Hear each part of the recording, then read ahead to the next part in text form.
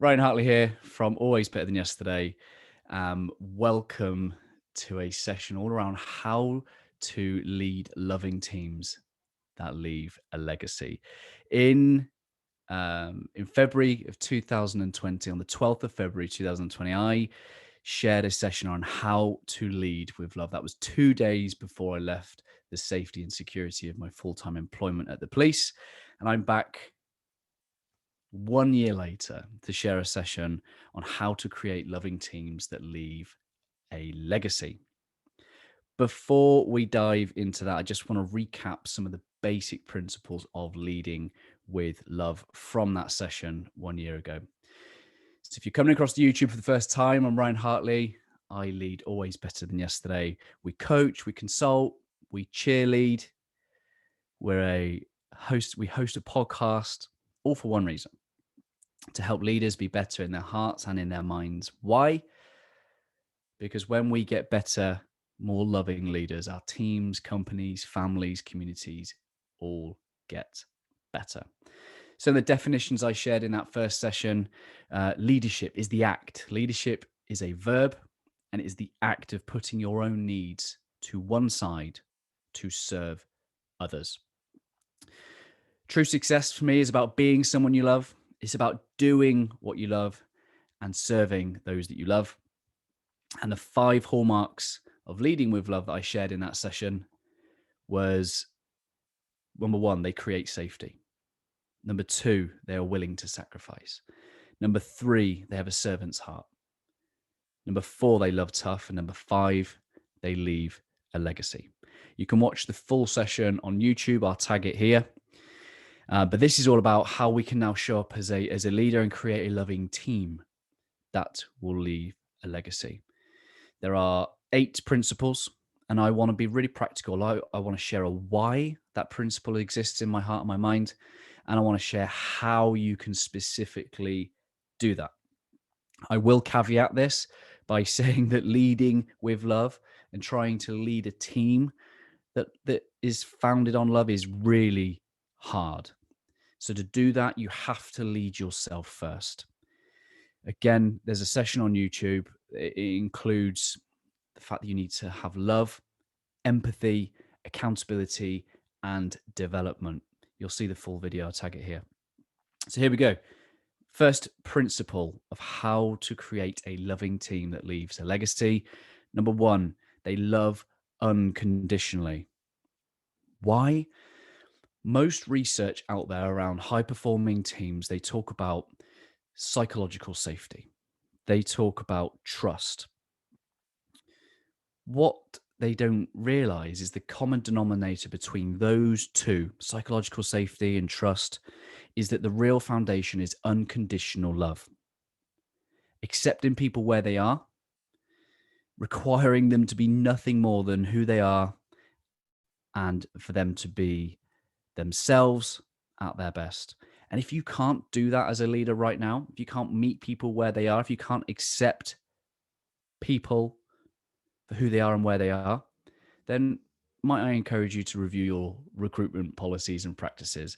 My hunch and my theory would be that you're focusing on competence and not the human beings, the importance of integrity and values, because great teams will come together and they will, the essence of a team is that they are bonded by these shared values. So how do you show up in a workplace with unconditional love? 1 is the intention to create space with your team. You create space for them to be seen, to be heard, to be understood. Make time. Forget the agenda. Forget the productivity.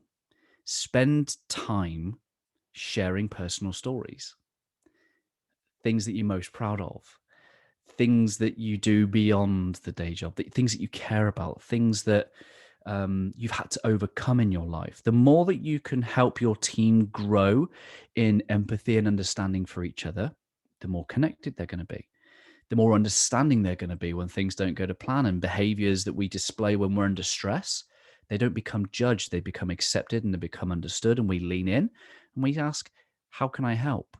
Not, What's the matter with you? You know, love unconditionally, create space to get to know your teams intimately.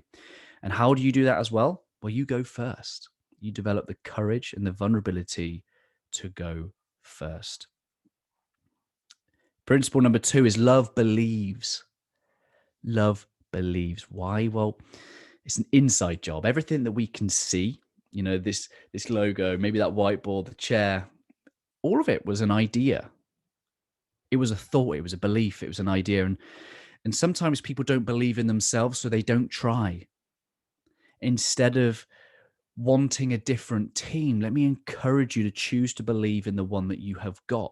That team might be your actual team, it might be your family, it might be a sports team, it might be a community or a church, whatever that might be. You've got the team you've got. I want to encourage you to flip it and want that team. Believe in them. This transfer of belief will slowly encourage your team over time to show up, to try, to give their best, to take progressive steps to their potential. Teams who don't believe in themselves or have a leader who believes in them, they don't do any of this. They don't get anywhere near their potential because they don't try. How? You make the choice to believe in others. It's a choice. It is a choice. I heard John Gordon say recently that hope and fear, they both have faith. They both believe in a future.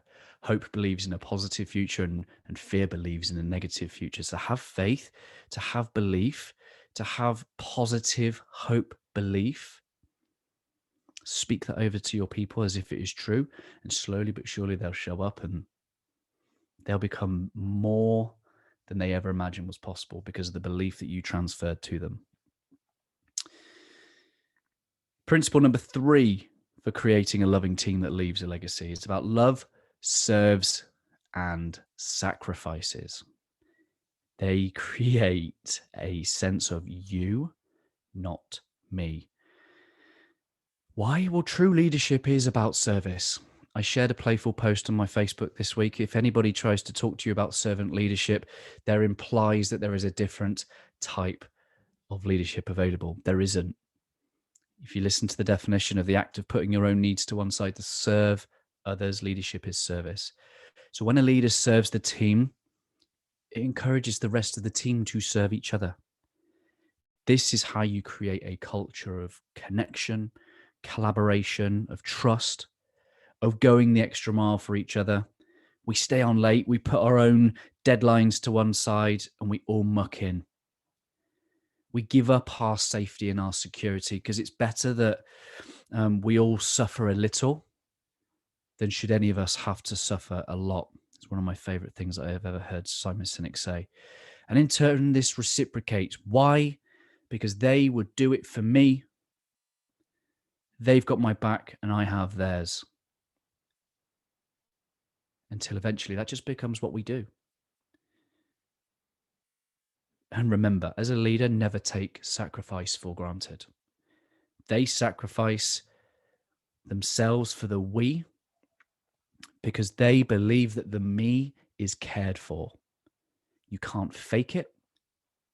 Don't even try. Care for your team. And in turn, they will care for each other. So how? Be a leader who seeks to serve and not be served. Everything from your language and your actions, your behaviors, your tasks will give a clue as to whether you're serving your team or whether you're asking them to serve you, to make you look good, to help you with your own performance. Your job as a leader is to make the lives of your team easier. Ask them how you can be a better leader for them. Follow through with your commitments and just protect them from above. Do not let shit fall downhill. Be someone that's going to protect them from the threats and the risks and the challenges around them. Don't shit on them. Have their back. And then they will have yours, not the other way round. Do not expect them to have your back just because you are the boss. Have their back. They'll grow to have yours. Number 4, Number 4, love unites. Love creates we, not me. Teams of individuals focus on me and not, they breach this contract of trust that we've already spent so hard building in unconditional love. An individual who focuses on me and how I can get ahead just burns bridges with the team. People don't want to share their best ideas. They feel that if that idea gets shared, it's going to be taken and off they go. And we start worrying about things we didn't even worry about beforehand because we are just suspicious of behavior of other people. A leader will create a team that facilitates and rewards and recognizes and values being a great teammate, being a collaborator, being a contributor, being a supporter of your teammates. They do not reward and recognize the teammate that shits on their teammates, that takes all their good ideas. How do you do that? First and foremost, you become a good teammate. You lead as a good teammate. You help others. You give your time and attention. The more that we have metrics that focus on us as an individual and our time and our outputs, the more that destroys the value of it being part of a team. It says that I need to sort me out first before I can sort we out first. As a leader, do not play that game. Protect your team, connect your team. The numbers will take care of themselves if you take care of your people. Start there.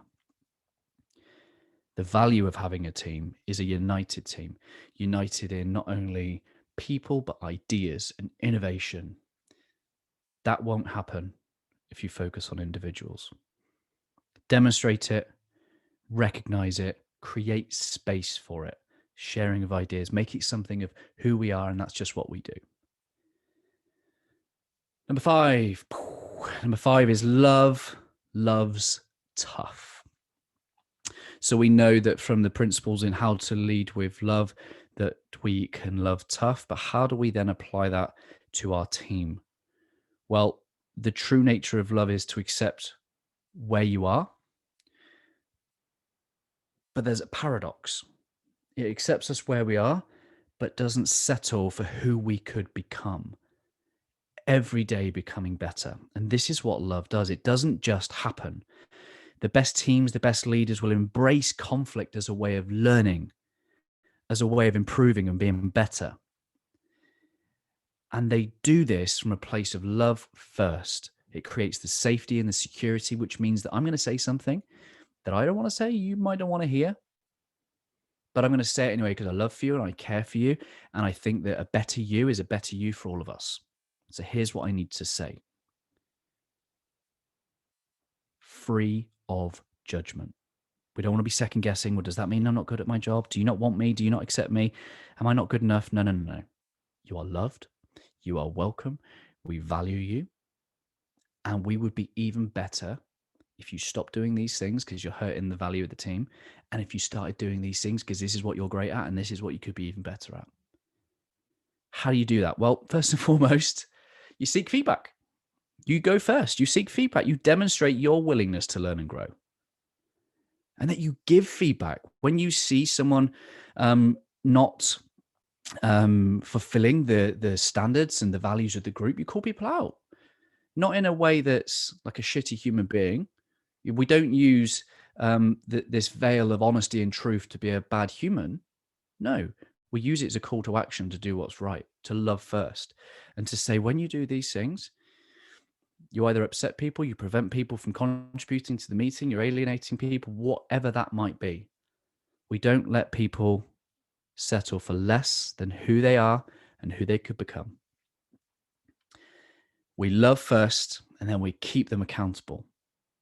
Love is a balance of cheering people on and then keeping them accountable. So be prepared to have those difficult conversations. Do it with compassion. Do it with care. These conversations can build trust, not break it. That's the fear of conflict.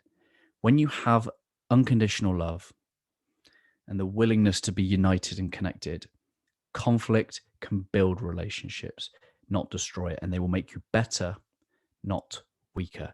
This is why love tough isn't the first principle, because you have to have the foundations of unconditional love first. Hope that this is going down well. Hope that it is inspiring something in your heart and your mind. I'd love to hear in the comments what's showing up for you right now, how you want to incorporate some of these principles, maybe some of the questions you might have. Drop them in the comments and I'll be sure to answer them either now or at the end. It's okay. So final three. Principle number 6. Love overcomes. Why is that a principle? Well, here's the thing. The best teams aren't the best because they do not have challenges or adversity. They become better for it and through it. The best teams, the loving teams, they strengthen through adversity. Let's flip it. The worst teams, when pressure hits, they turn in on each other. The worst teams, they lack commitment, they lack accountability, they blame each other, they self-destruct. So a loving team, they step up for each other. The worst teams turn in on each other. The best teams step up for each other. They serve each other. They sacrifice for each other. They do what is difficult. They show up and they shine brighter as a result. They grow deeper connections because of adversity. They become stronger through adversity. So how do we do this? You build the foundations before the crisis. 2020 was pretty much a crisis in most definitions of leadership. What we really saw in that year was those that have invested in a heart and mind for leadership long in advance of the crisis. Because here's the thing, we need to focus and invest on leading before the crisis, because Tampa Bay, right? They won the Super Bowl on Sunday. They won the Super Bowl. Did they prepare to win the Super Bowl during the game itself? No. No, they did not. They prepared throughout the season. They prepared in the off season. It's the same with creating loving teams that can overcome adversity. They don't figure it out during the adversity. No, they've invested in it. The trust, the connection, the collaboration, the willingness to serve and sacrifice each other. They can turn up for each other, not turn in on each other, because they've done the hard work before the crisis hits. We need to do the same. Number 7 is love does the heart work. Love does the heart work. Why? Because as human beings, our lives require meaning. They require purpose. They require significance. We're going to spend most of our waking time in workplaces. Yeah. And subconsciously, somewhere our heart and mind wants to know that it's worth it. Why am I spending time away from my loved ones, my loved things, my experiences that I enjoy, if it's not worth it? Leaders understand that people need heart work. Why? To make it worth it. To make, the fact that when we show up, we're able to connect to something bigger than ourselves. We're able to contribute our skills and our talents used for something bigger than ourselves. Doing work we love does not make it easier for us. It doesn't even remove the struggles and challenges. It doesn't remove any sacrifices. But what it does is it simply makes it worth it. How does a leader help the team do the hard work? Well, here's the secret to engagement. If you're out there, if you're a professional that is trying to build a culture of engagement, do 2 things. Number 1, intimately understand what every member of your team is good at, what they care for, what they stand for. So these are terms that might be heard of: strengths, values, character. Get to know your people intimately. Once you know that, you can play hook-a-duck. You can say, right, you are great at these things. I'm going to connect you with the opportunity to use those gifts, skills, and talents. I don't look at you as a number. I don't look at you as a job title. I look at you as someone that's able to contribute your gifts, your skills, your talents for the betterment of our team, company, and service. They become matchmakers. They matchmake what you care about and what you care about. And somehow, in the different language and interpretation, the uniting of how we all to come together under this sense of what we care about, what we stand for, and how we can collectively do what we do best. Connect them to the heart of the company, connect them to the heart of the service, connect them to the people that you lead or you influence or your customers that you serve. Really gain a sense of empathy and care. Not only give them the opportunity to give of themselves to advance the cause, no, go beyond it. Give them responsibility to advance the cause. That's how we do it. Intimate understanding, we connect them, and then we give them the responsibility. Here we go. Last principle. A leader who leads with love that creates a loving team will leave a legacy.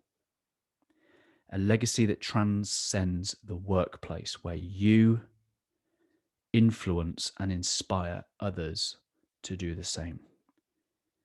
Why? Leaders create leaders. And the best leaders leave everyone around them better. Loving teams create ripple effects, where not only do team members go home better for those who need them, our families, our teams, our organizations, our communities, our churches, our non-profits, whatever that might be, those people go on to be better for those who need them. They inspire others to do the same. Start with where you're at. You may be in an organization that doesn't embrace a culture of leading in this way. Start with where you're at. Start with your team. Promise you, people will feel the effects of how you lead your team. They will look in. You will start to influence the next team and the next team. And at some point, you'll get a tipping point in your organization where the culture of your organization is more loving than it ever was before. The customers will feel the benefit of this leadership too. Have faith, have trust that this is the way. It's an inside out. You have to believe before you see. You have to lead and serve from love and not from lack. This is how, from the inside of one single team, you can influence an industry. Teams, companies, organizations, they're filled with people like you and I. We want to be seen, we want to be heard, we want to be valued. Dare I say, we want to be loved. We want to know that our time matters. We want to know that everything that we do is for a big, for a reason, because it's worth it. We want to be good parents. We want to be good friends. We want to be good citizens in our communities. If you and I are like that, why wouldn't other people be like that? And I just want to give you a call to action as to say you have the ability to make a greater difference than you ever give yourself credit for, simply by showing the willingness to put some of these principles into practice.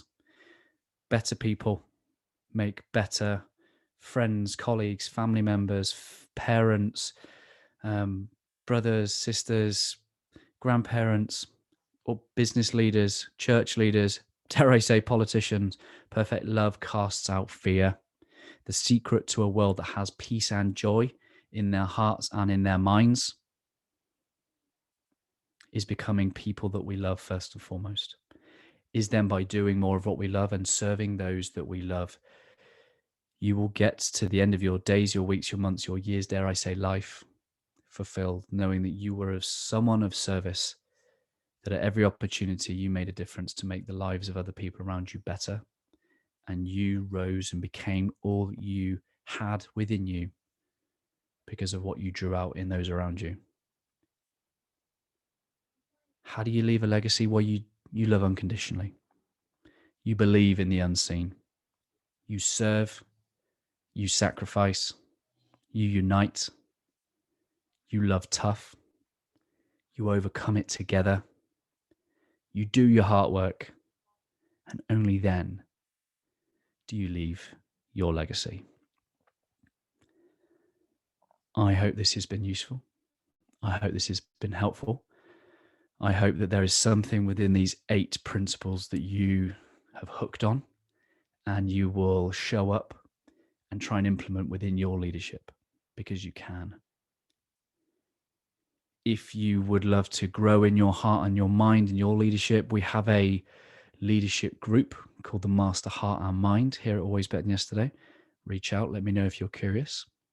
If you want me to talk in your team, your company, do some training, coaching, if you're in a role, have a great conversation, let's do that. It'd be my honor to serve you and help you in any possible way. And if you are trying to lead like this with these principles, let me just encourage you. The world isn't set up to embrace this yet. There's too much competition. There's too much external value placed on things and status and being. We know where that leads. It all leads to the penguins of Madagascar. Oh, well, this sucks moment. It's about leading and loving from the inside out. You have everything you need. I'd love to support and encourage you in bringing that into the world. It's going to be tough. It's not easy. It's the right thing to do. You will lead and go home with peace in your heart if you've given of yourself the best way you know you can. So I'd love to know what you're going to start doing. I'd love to know what you're going to stop doing. And I'd love to know what you're going to continue doing as a result of this. Lead with love. Go leave your legacy. Always love, guys.